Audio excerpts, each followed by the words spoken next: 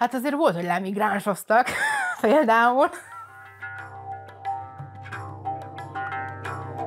Csávó éppen száll fel a buszra, és akkor mondja nekem, hogy ez nem migráns falva, menjél vissza oda, ahonnan jöttél. És én nézek rá, mondom, most menjek vissza Dabasra? Hát de most jöttem a busszal.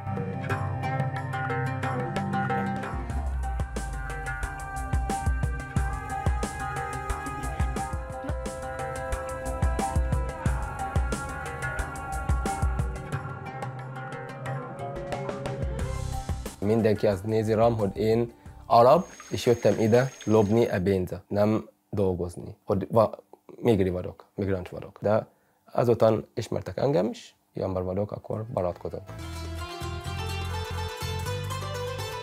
Azért nagyon sok ember írt olyanokat privátban, hogy először nagyon utáltalak titeket, de aztán néha-néha ránézegettem a videóitokra, és annyira pozitívat csalódtam,